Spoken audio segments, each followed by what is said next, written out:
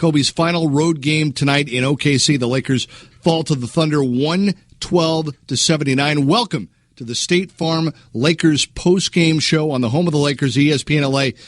Final show for us tonight as well. I'm Jeff Biggs, joined by my co-host and also the host of Lakers Talk on Saturday mornings, Alan Sliwa. Alan, 81 down, 1 to go. We are here. Yeah, that's it. That's it on the road. Oklahoma City fans got exactly what they were looking for. It's an opportunity for them to not only watch their team, like most teams have done on the when Lakers go on the road this year, they get a chance to get a W, and at the same token, they get a chance to see Kobe.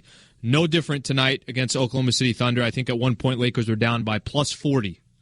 Not the way that he probably wants to finish off his career. I know there's during the game there was some interesting conversation. Ireland and MT had an opportunity to have Jim Buss on the broadcast. We'll get a chance to play that, but probably not the way Kobe wanted to go out. But the Thunder got, and the Thunder fans got what they were looking for. Yeah, as pointed out by ESPN LA's Baxter Holmes, this was road game number 677 for Kobe in his 20th season. He finishes with a final road record of 402 wins, 383 losses, with just one game left to go in his career. Again, 13 points tonight, all in the first quarter, on 4 of 12 shooting in 19 minutes. So this is, we've got Mamba Day coming up on Wednesday for the finale against the Jazz. I think tonight this is kind of a Mamba Monday for us. We're going to take your calls at 877-710-ESPN, 877-710-ESPN. As I said, for you and for I, Alan, this is our final show together post-game, because on Wednesday night after the finale, Steve Mason and Michael Thompson are going to take over, and they're going to do like a nationwide post-game show. Great idea. Great idea. Great host. Great. It's going to be a great show, so we're going to have that for you. So this is your last opportunity to connect with us, at least on the post-game show.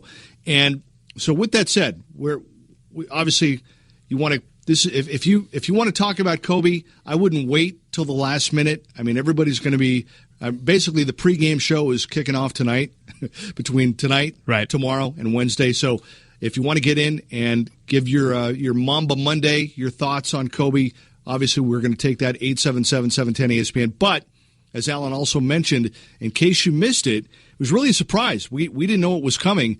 In the second quarter tonight, from the Chesapeake Energy Arena in OKC, Jim Buss, Lakers executive Jim Buss, joined John Ireland and Michael Thompson in the third chair. And if I'm not mistaken, I could be wrong, but if I'm not mistaken, Alan, I believe this was the only interview that Jim Buss has done all season long, unless I missed it.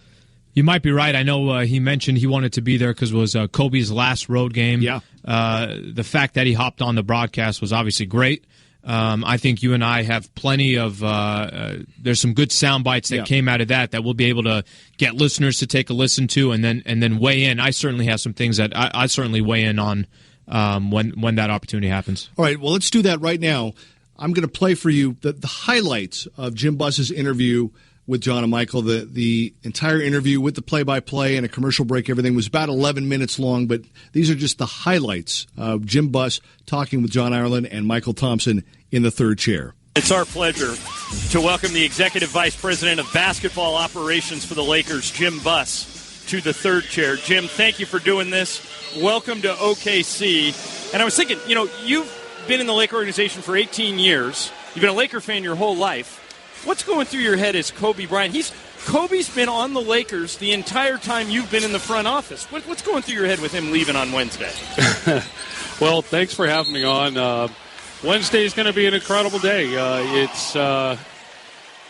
There's mixed emotions. I'm very happy with the season. He's been appreciated in every city. The Laker fans in every city have come out in droves to appreciate watching Kobe play, which he hasn't disappointed at all. I felt that I needed to come out and watch his last road game, and that's why I'm here. Wednesday is going to be spectacular.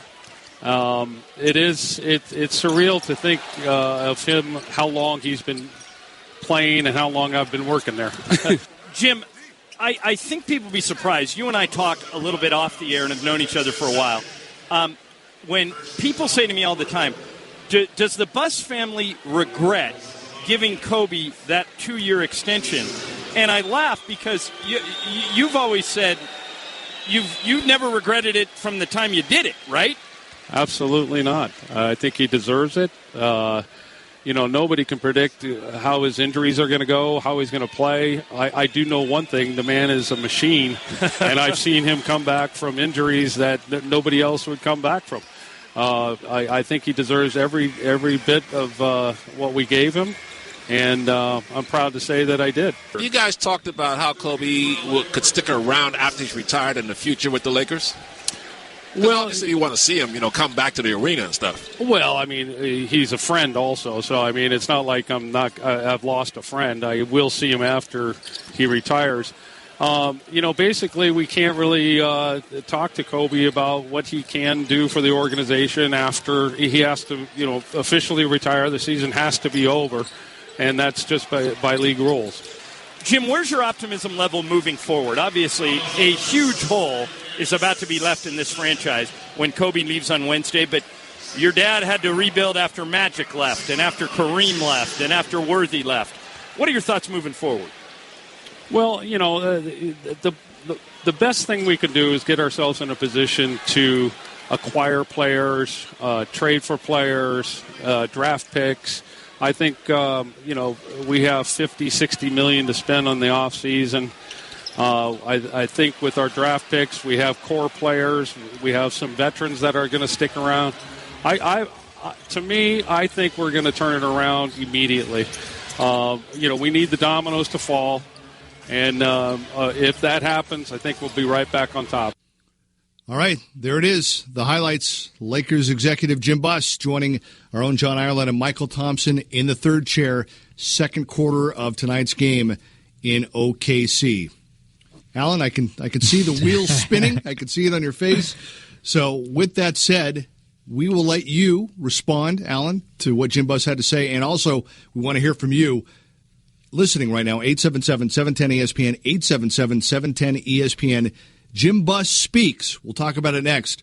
This is the State Farm Lakers postgame show. State Farm, we exist to assist on ESPN LA. Recapping everything from our purple and gold battle. You are listening to the State Farm postgame show. State Farm, we exist to assist. This is the State Farm postgame show on your home for Lakers basketball. ESPN LA 710.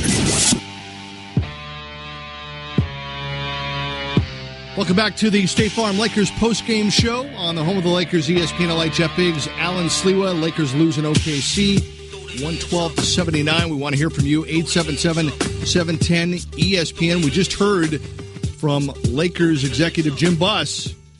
And, Alan, I'm going to start with you.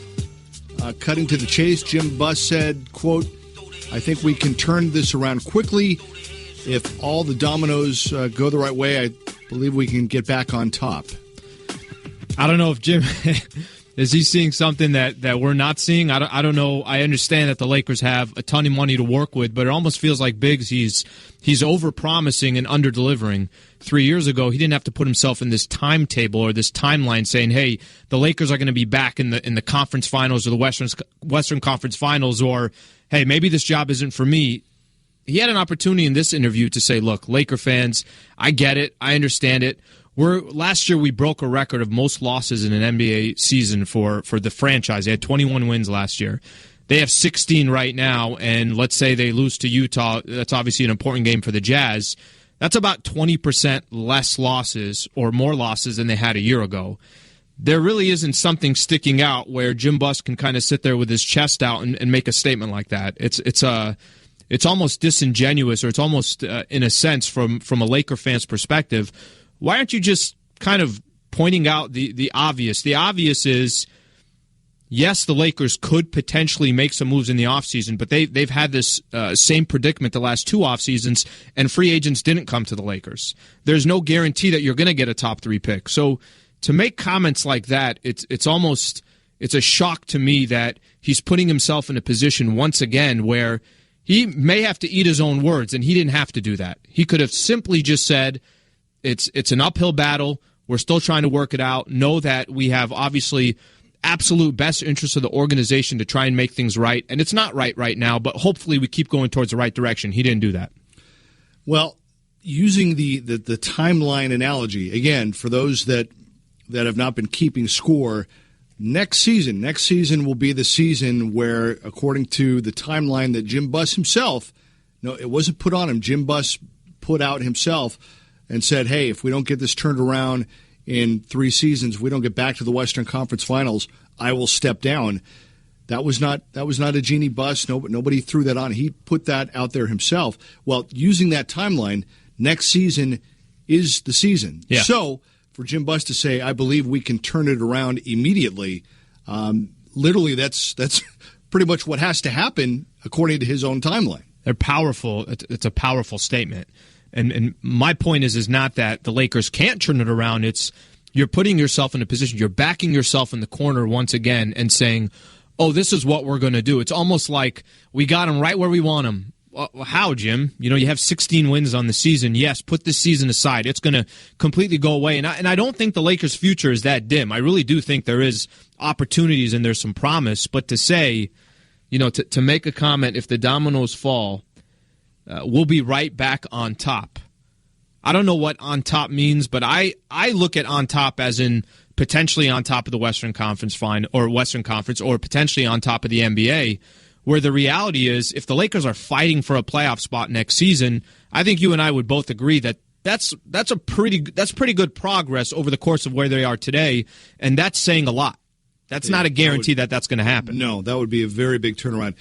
I hear exactly what you're saying. I don't disagree with you. This might surprise you. I'm taking this with a little bit of a different stance. As critical as I've been throughout the season, here's where I come in on this.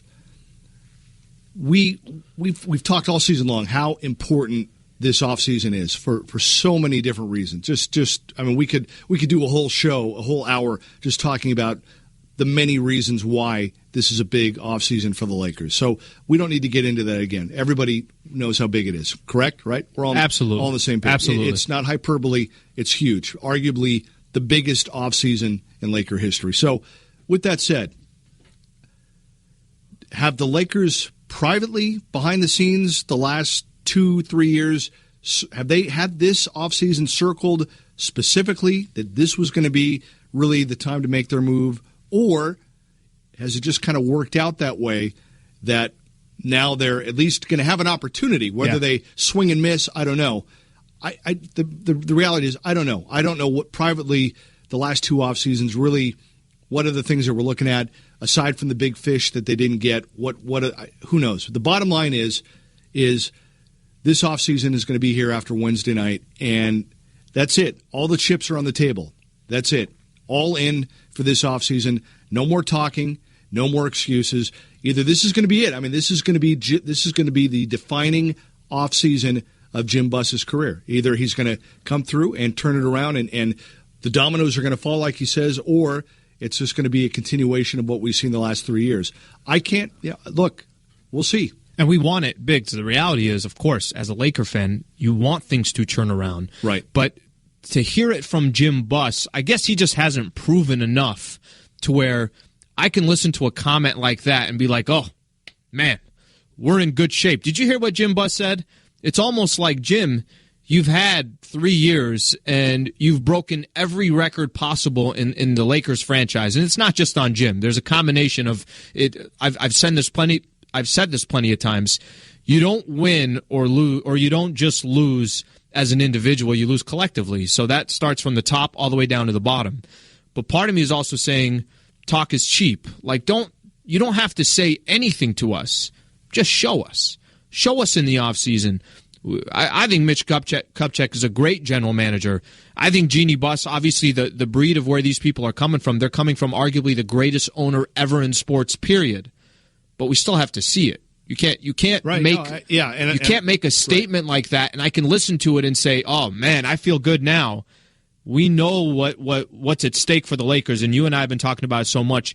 This offseason is so critical because They have been swinging and missing in the offseason for the last couple of free agencies. I think the position that they're in today, that wasn't by plan. Unfortunately, that was because they failed in other areas and they just happened to get lucky and get a number 2 pick. They made great draft picks with Clarkson, Larry Nance. You could say that those later draft picks they did a good job on, but you can't tell me this was always the plan. That's the fear. The fear is you're not in a position because that's where you wanted to be. You're in a position because some of the mistakes you were making before. All right. Well, and that the way you put it, I think, kind of maybe sums it up a little more of what the point I'm trying to make is. Look, there's nothing left to be said at this point. It is what it is. Now, here we are, worst season in franchise history, getting ready for the biggest offseason in franchise history. Privately, hey, they keep things close to the vest. Obviously, they don't pick up the phone and say, hey, Biggsy, what do you think? So that's fine. That's good. They should call you Biggs. That would be nice. But my point is, hey, let them do their thing. No more talking, and we'll see. Like you said, okay, here we are. Yep. We'll see. And I'll say one other thing on this. Actually, I'll probably say a lot more because we have a lot more time and there's a lot more to get into. But Daniel Hart, at Daniel Hart, 2185, makes a great point. He's talking about, he tweets over that is the last thing you want Bus to do is have to be so aggressive because of the words. He's made this timeline. He said, we're going to do this, we're going to do that he starts making moves that don't make all the sense in the world. Don't make all the sense in the world for this franchise, but he's doing it almost out of desperation. The one thing that I'll give him the last couple of years is the contracts that they did sign, the Carlos Boozers, Jeremy Lin's, Roy Hibberts, as kind of poor as some of those signings were, they weren't long-term deals. Right. So they knew every single offseason they can kind of press the reset button and try again. The reality is this offseason might be the best opportunity because Kobe Bryant is going to be gone. Now you have a young nucleus. Now you have enough money for two potentially cap space for two multi-year, big-time free agents.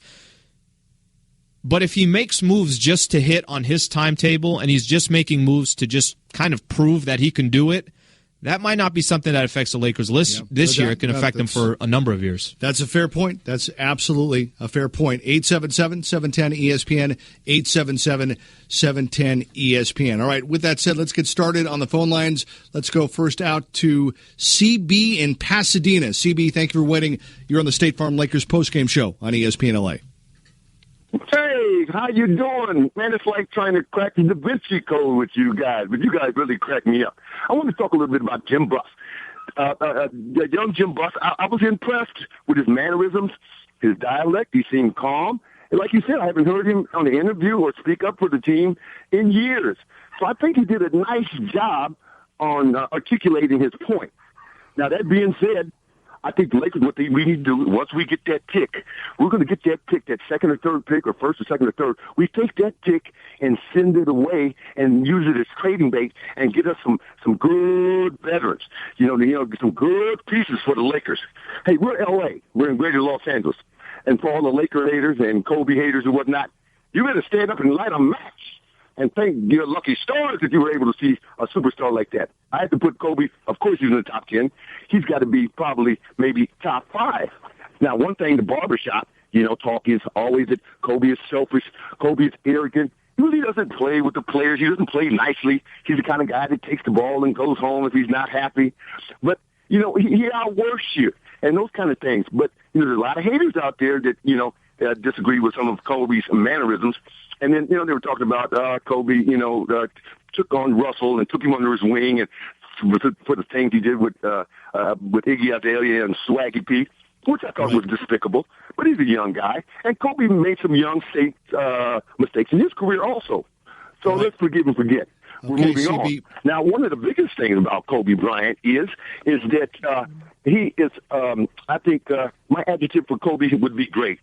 And Kobe, CB, one thing, I'm a big fan. CB, great call from you. I mean, you were fired up, and that was he had 33 points. I didn't know what to get to. I mean, that was just 2 minutes without a breath. I felt like I was a guest on his show. Yeah, the CB show. Hey, thank you for the call, CB. Way to get us started. He sounded like almost like a fired up, well, I'm going to date myself.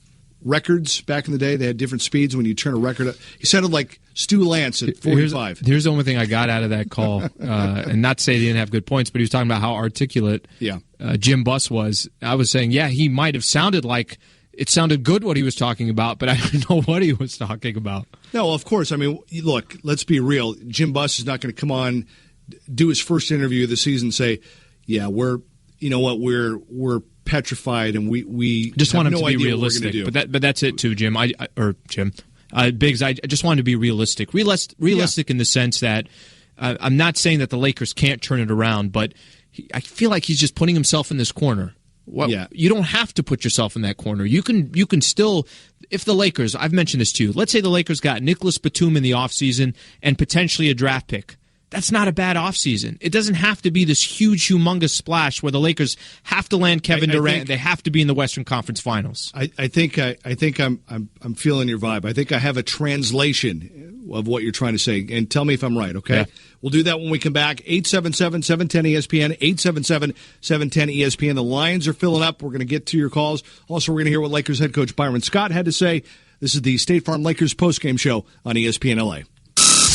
Memories of the Mamba. He was a phenomenon, not just the best player in the game at a certain point, but he captured your imagination to the point where you didn't just want to compare him to other basketball players, you wanted to compare him to other athletes. He was one of those transcendent talents. Hey, it's Kobe Bryant. Now remember when Jerry West made the trade to get him, there was a buzz and excitement, anticipation, but I don't think anybody ever thought he would turn out to be one of the greatest Lakers of all time. You're listening to the home of the Lakers, ESPN LA 710. Recapping everything from our purple and gold battle. You are listening to the State Farm postgame show. State Farm, we exist to assist. This is the State Farm postgame show on your home for Lakers basketball. ESPN LA 710.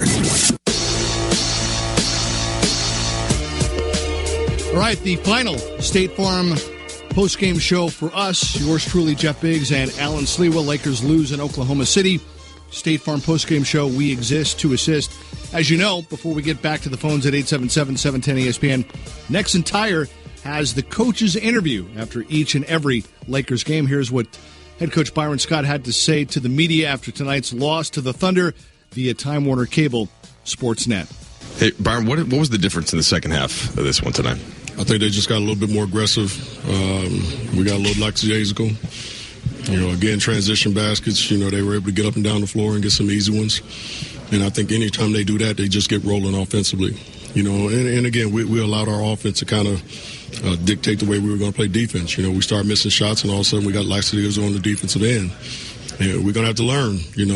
Obviously it's going to be next year where hopefully our young guys learn that's not going to define who we are. We're not going to outscore people, every single night, but the effort on the defensive end has to be a constant. We know we've talked about this many times. It was the goal to get Kobe through to that final game healthy, and it appears that you've done so. Were you thinking about putting him back in for a curtain call, or did you just say, okay, 19 minutes, it's a blowout, let's get him to Wednesday? Yeah, I wasn't thinking about it at all. We're down 30 points. I wasn't going to even put him in for a minute, so at the 6-minute mark or something like that in that third quarter, and he was coming towards the sideline. I asked him how he felt, and he was kind of like, oh, I'm all right, and I said, well, let's just end this right now and just get you ready for Wednesday. So, there was no argument there whatsoever, and he just knew that at that particular time he was done. You said you want to play him a lot in that game, and now it seems like you're clear to do so physically with how he's going to come through this one. What is your final thought as we now head into that game on Wednesday? Well, obviously, it's the finale. It's the end of an unbelievable basketball player. So, like I said from day one, want to get him through this game, to that game, relatively healthy. And now we've already kind of talked about the minutes as far as what I want to play him and, what he thinks he can kind of get through. And we're just going to see what happens on Wednesday. You get a lot of ticket requests for that one? Yeah, I told a lot of people no. I told them you're crazy. So I get 4 tickets. My family is coming. I said, I'm not even thinking about asking John Black. I told him that a month ago. I'm not thinking about asking John Black for extras because he told me before that there wouldn't be any anyway. So, it's going to be bananas, Wednesday night. I think just getting to the stadium and, the festivities in there, and with the game going on and all that. And when the game is over, I think it's going to be crazy to get out of the Staples Center. I think there's going to be tons of people in the crowd. In the stands. They're going to be on the streets, and the ones that couldn't get in the game is going to be in the streets, hoping to get a glimpse of Kobe coming out. I think it's going to be crazy. But again, we got a chance to celebrate one of the best players that ever played this game this season, and I think we did it the right way. Now, we didn't play the type of basketball I wanted us to play, or that we're accustomed to having here in Los Angeles, and we're going to have to obviously rectify that this summer.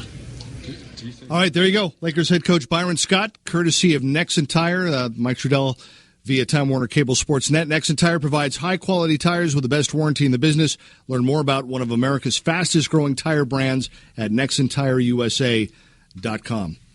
All right, so, Ellen, we were talking about Jim Buss, and we're going to hear we'll play the main clip from Jim Buss coming up in a minute, but basically Jim Buss said that he believes that the Lakers can turn it around immediately, and if the dominoes fall and things happen the right way, they'll be able to get back on top.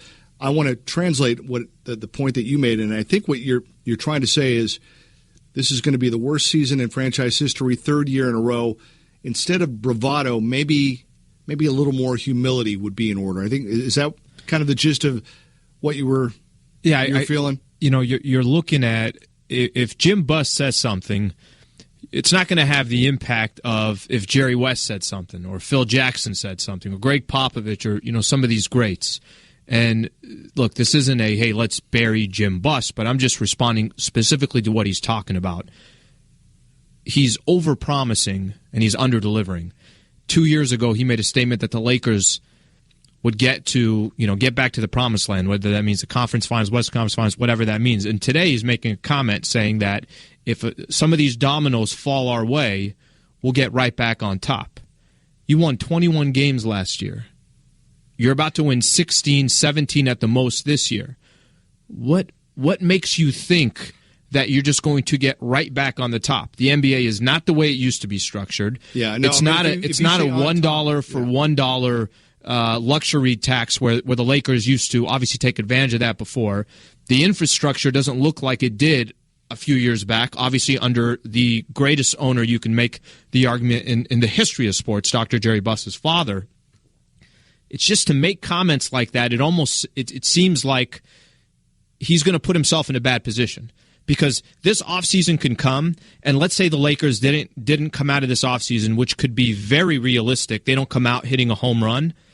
It turns out to being like the last two off seasons were. Then he has to sit there and eat his own words again. He's putting himself in a tough spot. Now, look, if we're sitting here 3-4 months from now and the Lakers had an outstanding offseason and they ended up with a top 3 pick and I'm eating my own words, fantastic. But under-promise and over-deliver. Don't over-promise and under-deliver. Yeah. Well said. 877-710-ESPN, 877-710-ESPN. Let's go out to Ken in Newport Beach. Ken, welcome to ESPN LA. How are you, my man? Hi, guys. I thought this was your last radio show, so I should probably come on and scream and yell. By the way, Alan, I agree 100%. My call was about over-promising and sincerity from Jim Buss. Last year, they were supposed to be a potential playoff team. This year, they were supposed to be better. Well, they were the worst team in Laker history. That's Minneapolis. That's Los Angeles. Now, to go out there and make that comment, let's kind of really look at what this is about. Is this about the sport or the business? And yes, Kobe is a great player that he is. But look, to be honest here, if there was no Kobe, I mean, the $24 million, he deserved it. Sure, he deserved it. A lot of people might have deserved it. You take Kobe out of that this year, your ratings at Time Warner are down the tubes. You're not selling out to see this team the last 2 years. Kobe is what saved you. Ken, thank you for the call. And we'll just preface one thing. We have a ton of calls that are waiting. Obviously, there's still a lot of cars on the road, and a lot of people want to comment on this. So as best as you can, let's try and get some of these callers. Make that point. We'll try and get to as many as we can. Biggsy, you want to comment on that? Yeah, no, I think we're all on the same page here. I think what and I think the point you're trying to say is spot on, in that in light of everything that's gone on, to say you're going to get back on top is an extremely... It's tough to do. I mean, honestly, like you said at the very outset, making the playoffs next year is going to be a tall order. Forget being on top. Just getting the 8th seed would be a tall order. If the Lakers were this time next year, sitting where the Utah Jazz are and are fighting at 500 to make the playoffs, do you know how many more wins that is? That's 24-something more wins than they have currently today. That's not easy. And the idea is you're putting yourself in a tough position by making comments like that. And again, if it happens, fantastic. In regards to Kobe, he mentioned in regards to Kobe's contract, he deserved it. He would never take one thing back. I think the point Ken was trying to make, this is the difference. The difference was, from a marketing standpoint, that 2 years, $48 million was a very, very good marketing move. From a basketball standpoint, 2 years, $48 million was a very, very bad move. Yep. That's the difference between the two. You can look at it both ways. The reality is, from a marketing perspective, yes, you sold the tickets, you got the seats sold, and what Kobe's getting, he completely deserves. Everywhere he goes on the road, they're chanting his name. But from a basketball standpoint, 21 wins, 16 wins, that's what comes with it. 877, yeah, well said. 877-710-ESPN, 877-710-ESPN. Let's go out to Dan in Woodland Hills. Dan, welcome to the State Farm Postgame Show on ESPN LA. Dan, how are you? Well, gentlemen, I'm doing well. Thanks for having me, and I'll try to be quick because I know you have a lot of callers. First of all, Jeff and Alan, it's a pleasure to talk to you, gentlemen. And I just wanted to kind of agree with what you said earlier, Alan. Us as Laker fans, we can't trust anything that Jim Buss is saying. So, yeah, what he said was great, and he articulated his points very well, but the trust isn't there. So my question to you guys is, are free agents going to be able to trust what Jim Buss is saying? We saw what happened when they tried to pitch LaMarcus Aldridge last season, and that didn't really work out. Are free agents going to want to come and play for this guy? What do you guys think? Yeah, that's the fair question, and I'm trying to make it clear, Alan. I'm right there with you. I think the point I was just trying to make was, at this point, after everything that's gone on the last 2 years going into this offseason, okay, I'm going to. You made the comments. You've circled this. Whether you planned to circle this offseason or not, okay, fine. I'm going to step back. You're saying the dominoes are going to fall, and you're going to. Okay, we'll see. I'm just going to wait. I'm going to keep my mouth shut, and we'll see what goes down. But I've been saying all season long, huge offseason.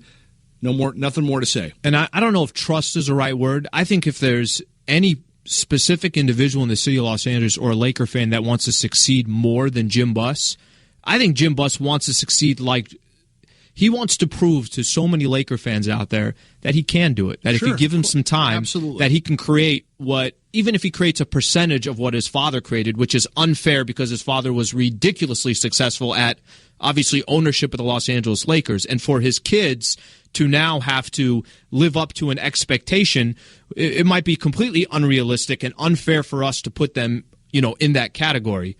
But it's the reality part. It's the reality. Jim, don't put yourself in a tough position coming this offseason where if you might make some small steps that could be moving forward, I think Laker fans, they would be okay. Biggs, you correct me if you're wrong, but me personally, if the Lakers ended up with a top 3 pick, which they have no control over, but just say hypothetically, they got a top 3 pick and ended up with a free agent that wasn't your top tier, your home run free agent, but a good free agent that you could start building off of. And now this team maybe is a little bit more up-tempo. Now you're catering to the younger players. You can say, okay, the team is making strides. They're going towards the right direction. To say that we're trying to be on top or we're going to be on top, that might just be an unrealistic, unfair expectation for himself. Yeah, and you know what? And objectively, and I don't mean this with any maliciousness. It comes across as being out of touch, like really almost out of touch with reality. Seriously, I hope he proves us wrong. Yeah, me too. I mean, I hope we're sitting here in the offseason and we're both eating our own words. I would love to say, man, Jim Buss proved me wrong. But he's putting himself in a tough position. To have that in the first interview you've done in like a year, that's tough. All right, we're going to blow through the phones. When we come back, 877-710-ESPN, 877-710-ESPN. Every line is jammed. We'll get right to it. Time now for the Subaru Santa Monica Lakers Drive of the Game. The Drive of the Game is brought to you by Subaru Santa Monica. Long pass to Robertson underneath the basket. Throws it outside to Ibaka. Ibaka to Westbrook. Flying down the middle, laying up and in. Wow, was he moving. 21-16, Thunder. I know we always give it to a Laker player, but this is my one exception of the season. This is a guy, Russell Westbrook, that just on a different level, different speed than everybody else, tied Magic with the triple-doubles, and more importantly, hopefully I'm hoping he's he'll listening. be a Laker. Yeah, hopefully he's listening, hopefully and he knows that we're giving him some love on the post-game show, and he's here in 2 years. He's saying, you know what? After next season, because of Alan and Jeff, I want to be a Laker. That's my hope. The Lakers Drive of the Game, brought to you by Subaru Santa Monica. Stop by Subaru Santa Monica today and experience the new one-price policy. Learn more about it at SubaruSantaMonica.com, an LA car guy dealership. The State Farm postgame show continues after this on ESPN LA. You don't need that. You know that they got to be there 2 hours before tip-off? ESPN LA 710. The Byron's not listening. He don't listen. He's on the court right now. He's not like constantly. You think you're free of me for the rest of the day, you're not.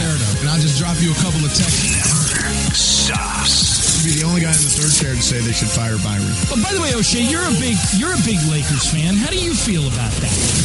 Byron. ESPN LA. He's on the court right now with some headphones, some beats on. No doubt. Where the show.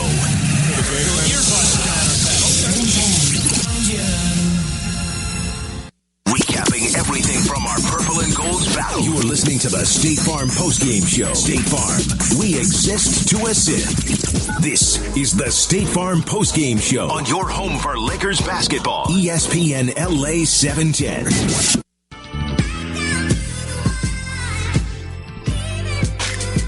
Welcome back to the State Farm Lakers postgame show on the home of the Lakers, ESPN LA. The final show for me, Jeff Biggs, and also Alan Sliwa, because Wednesday night, Kobe's final game. We're retiring. Steve Mason and Michael Thompson are going to be handling the nationwide Lakers postgame show that night. Of course, Alan, you'll be back on Saturday morning with Lakers Talk, 9 a.m. right here on ESPN LA, right after the great Dr. Clapper and the Weekend Warriors show. Again, we're talking about Lakers executive Jim Buss, who, in case you missed it, joined our own John Ireland and Michael Thompson tonight during the third chair, during the second quarter in the third chair during the broadcast. Here's just a little highlight, the main comment that Jim Buss made that has gotten Alan fired up. I've been fired up about it, and we're letting you react to it. Here it is right now.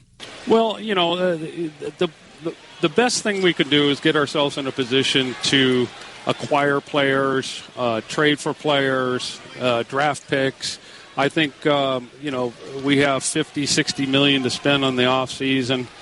I think with our draft picks, we have core players. We have some veterans that are going to stick around. To me, I think we're going to turn it around immediately. You know, we need the dominoes to fall. And if that happens, I think we'll be right back on top. All right, so that's Jim Buss. You could say optimistic or careless, depending on which way you want to go with it. And again, whichever side you choose, however you want to interpret it, it doesn't change the reality of the situation that the Lakers are going to be coming into this offseason, the biggest in franchise history after the worst season in team history. Listening to it again, I'm okay with most of what he said. I just don't like we can change this around immediately and get right back on top. That's the part, because the reality is, yes, they do have some young pieces. They could have a draft pick. They have money to spend on free agents. Those are all facts. But we can change this around immediately and get back on top means that you've been doing that, or we should have confidence that in just the blink of an eye, everything can change.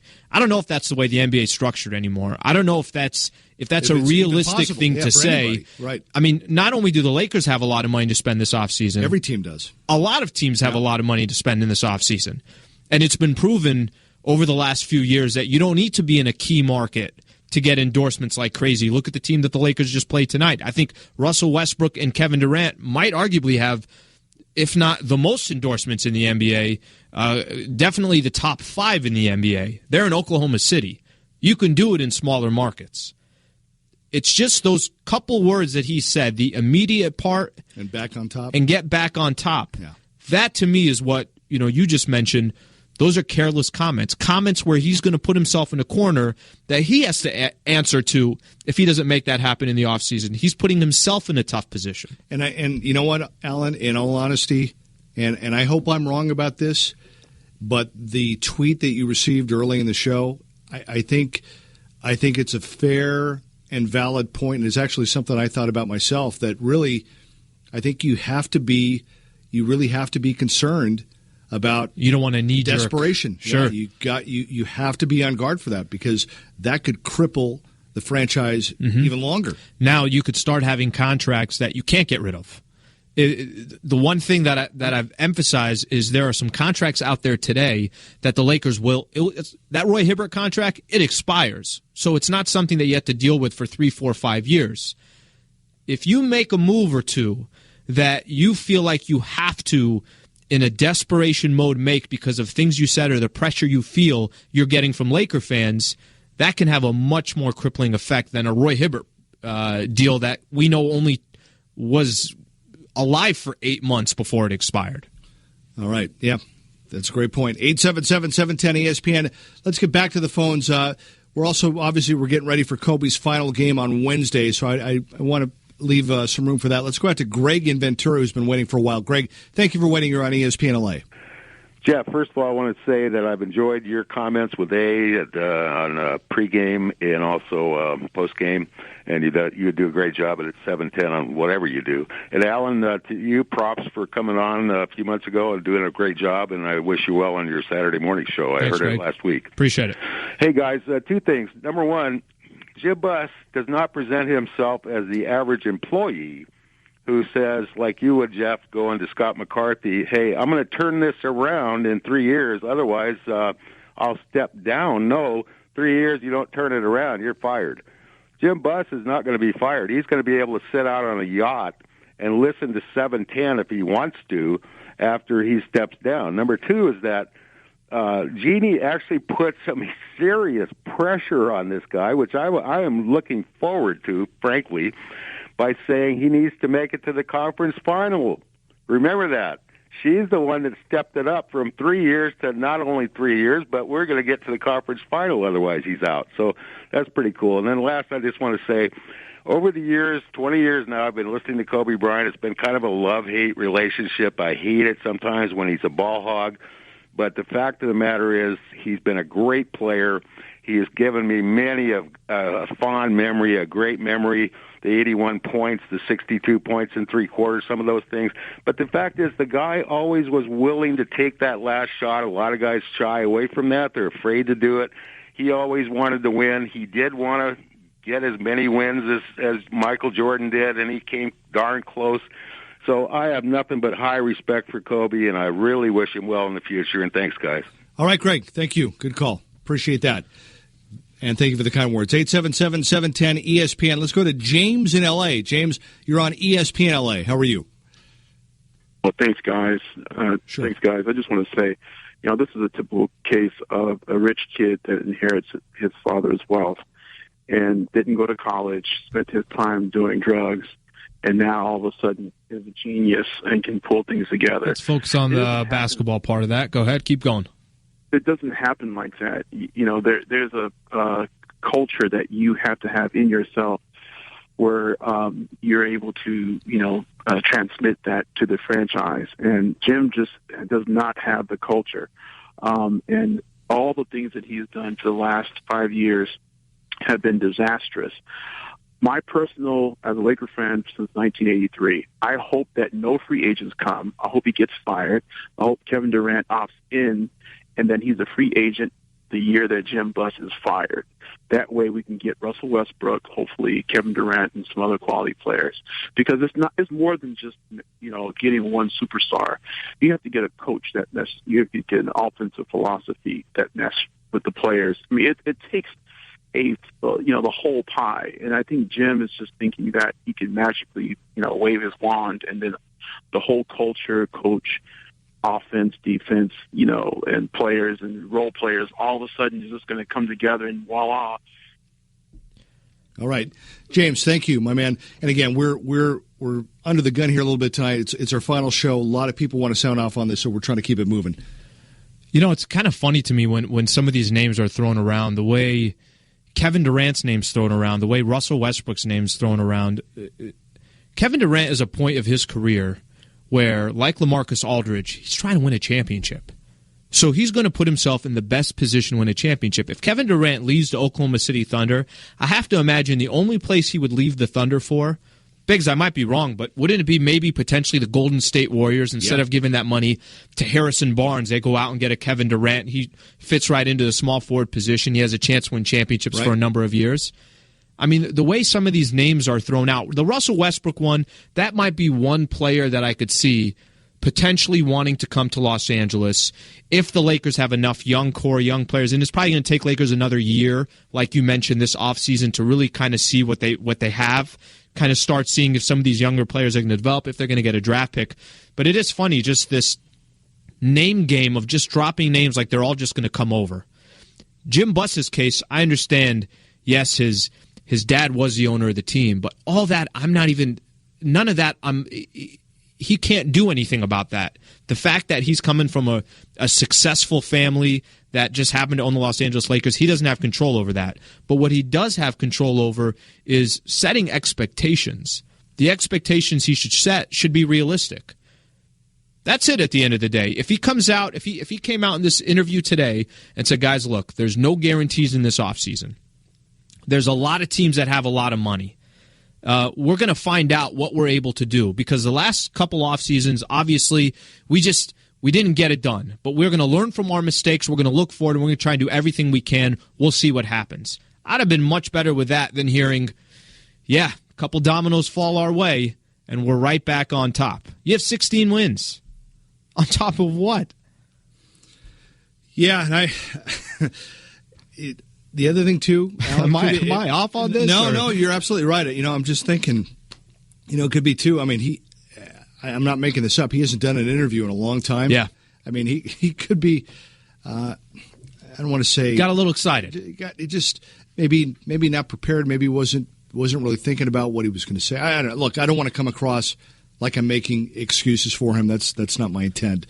But I'm just saying, I think we've pretty much hit the nail on the head. Yeah. So we'll see. Hopefully we're wrong. Yeah. Hopefully in the offseason, the Lakers, because there is plenty of flexibility, $55, $60 million, get Jordan Clarkson back, they get a top 3 pick back, and maybe next offseason they're potentially fighting for a playoff spot. That, I think, could be realistic. Can they hang with potentially some of these teams? The Houston Rockets are 39-41. They're 2 games below 500, and they're fighting for an 8 spot. You can be a 500 team right now in the West and fight for an 8 spot. That wasn't really the case over the last 5, 7, 10 years. It's been a while. So there actually is an opportunity in the West, potentially, to kind of start working your way back up. But to say on top, those are strong words. All right, 877-710-ESPN, 877-710-ESPN. Want to right now get to you the McDonald's defensive play of the game. McDonald's, I'm loving it. All right, shot clock's off. Kobe down there signing autographs. Thunder brings it into the front court, and Kobe Bryant has played his last road game as a Los Angeles Laker. Final score, Thunder 112, Lakers 79. And Kobe Bryant has 1 game left in his NBA. All right, there it is. The McDonald's defensive play of the game. The Thunder did not score there right at the very end, so the Lakers preserved that score, 112-79. The final. McDonald's has something new that might surprise you. Breakfast bowls, one loaded with egg white, turkey sausage, kale, and spinach. Not what you were expecting, right? Or try a scrambled egg and chorizo bowl, each for just $4.39. McDonald's. I'm loving it. There is one call we'll take when we come back. Daniel, stay with us. I think he's got a interesting point that it's not just Jim's fault. When we come back, we can take his call. All right, 877-710-ESPN, 877-710-ESPN. Kobe's final road game, One game left in his career. We're going to have it for you right here on ESPN LA on Wednesday. This is the State Farm Lakers postgame show on ESPN LA. It's Kobe Bryant saying goodbye to number 24. As a child, he knew exactly what he was and who he was and what he was going to be. And I had never seen anything like it at the time. And 20 years later, I really still haven't seen anything like it. I'm also forced to think about how many titles he and Shaq would have won if they stayed together. Just came out of the Michael Jordan era. What was going to happen to the NBA? Everyone was trying to be like Mike, and Kobe actually got there. It was amazing. Hey, it's Kobe Bryant, and you're listening to the home of the Lakers, a home for you in the Southland. ESPN LA 710. Recapping everything from our purple and gold battle. You are listening to the State Farm postgame show. State Farm. We exist to assist. This is the State Farm postgame show on your home for Lakers basketball. ESPN LA 710. All right, Kobe's final road game as a Laker is in the books. The Lakers fall to the Thunder in OKC 112-79, 81 down. One more to go. We're getting ready for it.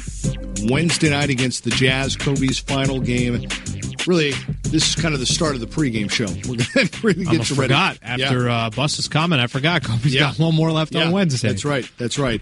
By the way, we should knock this out. Ready for the offseason. Right now, the Fantasy Springs Resort Casino Lakers player of the game. And even though he only really did his damage in the first quarter, got to give it to Kobe. 13 points in the first quarter, 4 of 12 shooting, but his final road game, Kobe was ready to go at the start. 13 points. The Lakers had a competitive first half before the game was completely blown open. So Kobe Bryant, our Fantasy Springs Resort Casino Lakers player of the game. Fantasy Springs Resort Casino, located in the beautiful Palm Springs area, offers all you need for a fun-filled getaway or a complete destination vacation. Whether your fantasy includes luxurious hotel rooms, exciting Vegas-style gambling options, fabulous dining, world-class entertainment, golf, or poolside lounging, you'll find it at Fantasy Springs Resort Casino. One more time, here's what Jim Buss had to say to John Ireland and Michael Thompson. Well, you know, the best thing we could do is get ourselves in a position to acquire players, trade for players, draft picks. I think, we have $50-60 million to spend on the offseason. I think with our draft picks, we have core players. We have some veterans that are going to stick around.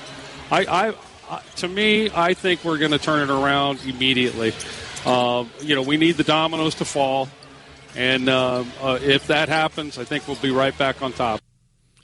All right, Jim Buss, let's hear what you have to say. 877-710-ESPN. As promised, let's go to Daniel in Sherman Oaks. Daniel, thanks for waiting. You're on ESPN LA. Hey, guys. Thank you. Thank you for taking my call. Great show. I almost feel like with these two brothers and sisters, they were almost like at the deathbed of their father, and their father basically told Jim, make sure you take all the blame, which is fine, and protect your sister and be that scapegoat. Because I'm looking at this, and if she really cared about this team and really was thinking about it, protect Jim and Mitch from themselves and already do the firing, because it makes no sense anyways with this timeline. They can't possibly get to the Western Finals. So already do this before they make a stupid trade, which is going to hurt your team. And I also think, if you think about the Dodgers with the Lakers, if you think about the management had Mattingly as their scapegoat. Now Mattingly's gone. Now I'm almost feeling like, is Jeannie afraid to get rid of Jim? Because Jim right now is her scapegoat. Because no one's talking about Jeannie. Jeannie put these guys in place. So she's got to take blame in this as well. Yes, Jim and Mitch have done a very poor job of late, but who's putting these guys in authority like this? What do you guys think about that? All right. Thank you, Daniel. Appreciate that. The blame is collective. You know, we mentioned this. Winning, you win together. Losing, you lose together. They've made moves over the course of the last 2 years, and you could look at Kobe's contract as an example of that. I'm very, very happy to be sitting here in this chair to talk about what Kobe brought to the Los Angeles Lakers over 20 years. But the reality is, like I mentioned, there's a marketing side and there's a basketball side. But the only thing is, though, and you're right, but here's the rub with the marketing basketball side difference. Yes, that's true, but where this is different is that Jeannie on the marketing side has the power to fire Jim on the basketball side. She said, hey, I don't do basketball operations. I do marketing. Right. I leave that to him. But at the end of the day, she can still get rid of him if she chooses to. That's the X factor. And the comment started based on what you played as we came out of the commercial break. It was the expectation level. If he comes out and he has an expectation that you and I maybe can both look at each other and say, man, that's pretty realistic, that's one thing. But if he comes out and makes comments that you and I both look at each other and say, Jim, how are you going to live up to that?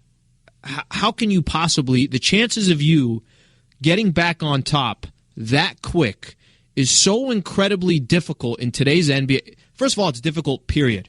That's almost like if you're running a business and you're at the absolute bottom and you're like, hey, you know what? 12 months from now, we are going to be on top. I mean, look at... Why don't you just take the steps? There's steps that you can't skip in the process. Rebuilding is part of sports.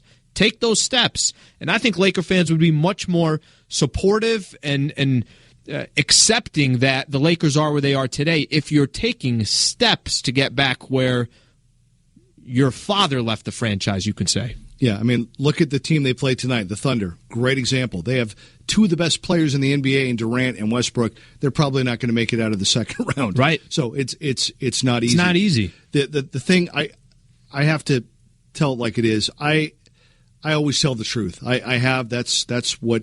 who I am. Mm-hmm. I sometimes get criticized because I don't act goofy enough or I don't do shtick. I am who I am. I honestly I don't know. I don't know enough behind the scenes. What's really going on with Jim and Jeannie? I really don't know. If I were to get on the mic and say, I'd be lying. I don't know. Right. It's all just assumptions, opinions. That's all it is. And that's all we are right now. It's just opinions. I have a ton of questions. There's so many things I would like to know. I don't know. And, we're going to see how it plays out. But, yeah, it's multifaceted. There are a lot of layers. There are a lot of things in play. And yet, it's all connected. Think about what you just said, Biggs. You said that, look how tough it is to be successful in the NBA. The Clippers have Blake Griffin, DeAndre Jordan, Chris Paul, Doc Rivers, who's obviously a champion with the Celtics, and they are not even, literally, they are not a thought to win the NBA championship. Not to say that it can't happen, but they're going to win 50-plus games again this year. They have never been past the second round. I'll just talk about the team that's assembled now. It doesn't matter the history. That's how difficult it is to be successful in the NBA. And it's also a reality for us to kind of put it in perspective and say, how the heck did the Lakers win 16 NBA championships? How did they win 5 in the Showtime era and then another 5 under Kobe's era? That's how tough it is, but it almost seems easy. It seems easy to Laker fans because it happens so often that what's happening today is almost a reality. It's a realistic. It's kind of a punch in the face. Like, this is actually what the rest of the league has to go through on a year-to-year basis. That's right. It's the truth. But from the Lakers' perspective, accept it. Accept the rebuilding part. You don't have to fix it overnight because realistically, it's not going to change overnight. So with that said, some of these comments that Jim Buss made, that's what gets me riled up because I'm saying that, Jim, if you really think that could potentially happen, maybe the mindset is you think it can just all flip by, flip of a switch. I don't think that's realistic. No, I don't think so either. I like you said, I hope we're wrong, but there's so many things that have to go down. And again, it's not like the Lakers are the only team in town that has all this cap space and can make moves. Very competitive. Very, very competitive. So it's going to hurt. 877-710-ESPN, 877-710-ESPN. Let's go to Steve in La Habra. Steve, welcome to ESPN LA. Hey, just some real quick things that you said. Yeah, the Clippers are also another team in town that have a very wealthy owner. But the reason the Lakers won 10 championships, 5 in Showtime and 5 with Kobe, Shaq, and Kobe Gasol, is because a guy by the name of Jerry West. And unfortunately, Jerry Buss ran him out of town when he allowed his daughter to date the married coach of Phil Jackson. Didn't treat Jerry West with respect. They shoved him out. He goes to Memphis, builds that team, and what has he done at Golden State? The reason why the Lakers will never get back to glory is because they chased Jerry West out of town, and that's a sad fact. Well, the reality is this, Biggs. Jerry West, I mean, when Phil Jackson was in that helm, not a bad person to have leading your ship. I think maybe what he's referring to, yes, Jerry West will go down as not just He's the logo of the National Basketball Association. But if it's not Jerry West, someone like Jerry West. If it's not Phil Jackson, someone like Phil Jackson. I mean, the key is just putting the right people in their position to do their job, which is, I think, what made Dr. Jerry Buss the genius he was. I don't think he had to be the smartest person in the room, but I think he was putting the people that he thought can run it the best, and he was just kind of making sure all the puzzle pieces fit. Yep. That's really what you need. Yeah, and thankfully it's good. Ryan West, Jerry's son, is a big part of the Lakers front office now. And again, that's another question. I don't know privately what they think of him, what his role is going to be. I don't know. 877-710-ESPN. Let's squeeze in one more. Joe and Pomona, we got about a minute left. Go ahead. You're on ESPN LA. I love what Jim Buss is saying. He gave himself an ultimatum. A lot of Laker fans, me included, we're frustrated at Jim Buss. We want to see change. So if the Lakers don't turn it around next year, he has no excuses. He has no justification. He has to go. If he does turn it around, great. And you know what? I think the Lakers can turn it around in 1 year. Boston did it when they won the championship back in 2008. They had the worst record, or one of the worst records, and they came back to win it all. And you know what, Laker fans? We are better than the Celtics. We are the best team. We are the best franchise in the league. We can turn it around. Jim Buss, if he doesn't do it, great. He's out of here. If he does it, sweet. I love it. Thank you, guys. All right, Joe. Nice way to wrap us up. It's true. I like the passion. He's fired up. He basically put himself in that position. That's true. Yeah. Jim put himself in and I'm kind of protecting Jim. Just don't make comments like that. And you can, you don't have to eat your words come the offseason if it doesn't go exactly how you thought it was going to go or exactly how you planned it. Yeah. Well, nonetheless, no matter what is said now here tonight, huge offseason coming up for the Lakers. But before that, one more game left for Kobe Bryant in his career. We are getting the pregame started right now. Want to remind you, we had a lot of people left on hold. Please, we're going to be wall-to-wall coverage starting bright and early tomorrow morning with Kelvin and Travis, live at 5, all day tomorrow, and, of course, all day on Wednesday leading up to the big game. Alan, thank you. It's been great, Biggs. Thank you. All right, enjoyed it. Alan will be back with Lakers Talk on Saturday. Thanks to Adam Bronstein, George Briones for his great work all season long, also Rebecca Womble, and most of all, thank you to you for listening and everybody calling in. I've enjoyed doing the postgame this year. It's been a blast. I'm Jeff Biggs. This has been the State Farm Lakers postgame show on ESPN LA. Thanks for listening to the State Farm postgame show on ESPN LA. ESPN LA 710. Hi, this is Byron Scott. Hey, what's going on? This is Kobe Bryant. Hey, this is Nick Swaggy P. Young. After every Lakers game, your first chance to react is only here on the home of Lakers basketball. LA sports leader, ESPN LA 710. Saying goodbye to number 24. Greg Popovich. To see him in this circumstance and just be rooting for him and to hope that every night he goes out, he does what he does best is really fun. Randall, give it a Kobe. Another three-pointer by Bryant. Good again. This is total entertainment to watch him now. Watching Kobe in his last year, I just enjoyed the heck out of it. I'm going to miss that guy when he goes, and I mean Kobe being Bryant. You're listening to the home of the Lakers. ESPN LA 710.